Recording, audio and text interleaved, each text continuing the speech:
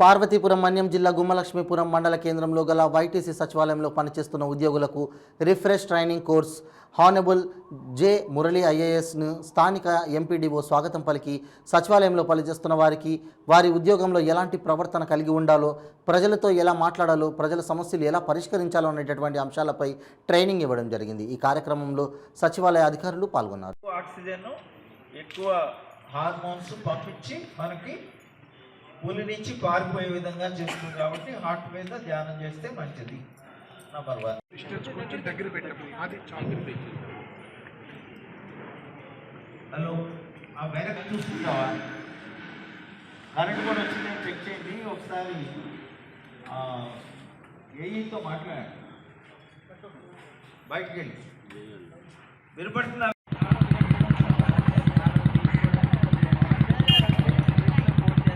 ప్రతి పేదవాడి మొహంలో చిరునవ్వు చూడటం.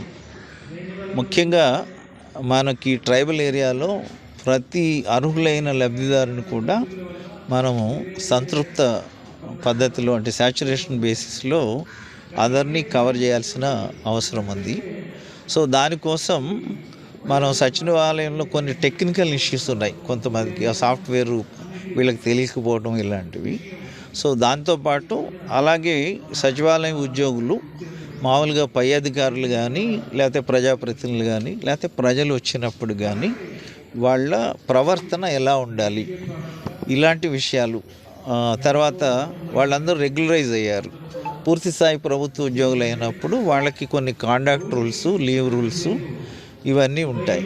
సో ఒక పద్ధతిగా ఒక క్రమశిక్షణతో వీళ్ళు విధులు నిర్వహించడం కోసము ఒక రిఫ్రెషర్ ట్రైనింగ్ ప్లాన్ చేయడం జరిగింది.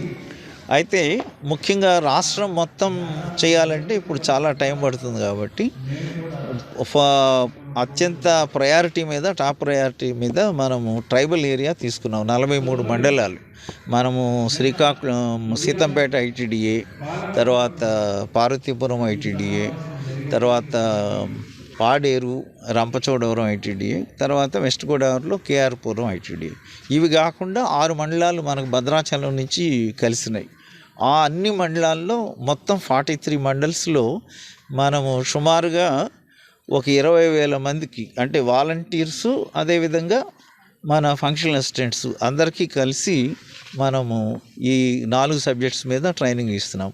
అంటే కాండక్ట్ రూల్స్, లీవ్ రూల్స్, సచివాలయంలో టెక్నికల్ ఇష్యూస్ ఎలా ఉన్నాయి, అదేవిధంగా వాళ్ళ జాబ్ చార్టు. కేవలం ఈ పనే చేస్తాను నేను మిగతా పని చేయను అని కాకుండా మనకి గోల్ ముఖ్యం. ప్రతి పేదవాడి మొహంలో చిరునవ్వు చూడాలి అనే ప్రభుత్వ లక్ష్యం కోసం ప్రతి ఒక్క ఫంక్షనల్ అసిస్టెంటు ఆ గోల్ సాధించడం కోసం అవసరమైతే ఒకళ్ళు ఇంకో పని అయినా అవసరమైనప్పుడు చేయటం. ఉదాహరణకు విత్తనాలు ఇవ్వాలనుకోండి, ఒక్క అగ్రికల్చర్ అసిస్టెంట్ ఇస్తే చేయలేదు. సో ఆ టైము మన రైతుకు వెంటనే ఇవ్వాలంటే ఉన్న 4 కలిసి పని చేస్తే కానీ వాళ్ళకి అందించడం సాధ్యం కాదు. ఇట్లా టీం వర్క్ చేయటం.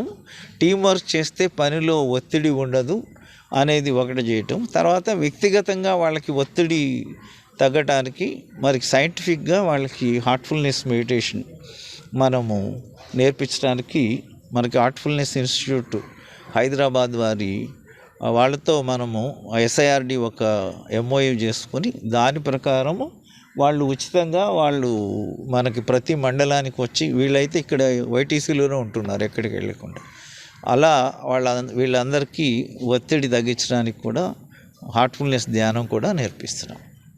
అది సంగతి. ఇది 3 days ట్రైనింగ్ ప్రోగ్రామ్. 2 బ్యాచ్లు మనకి 16వ తారీఖుకి అయిపోతుంది. బ్యాచ్లు డివైడ్ చేస్తారు. అంటే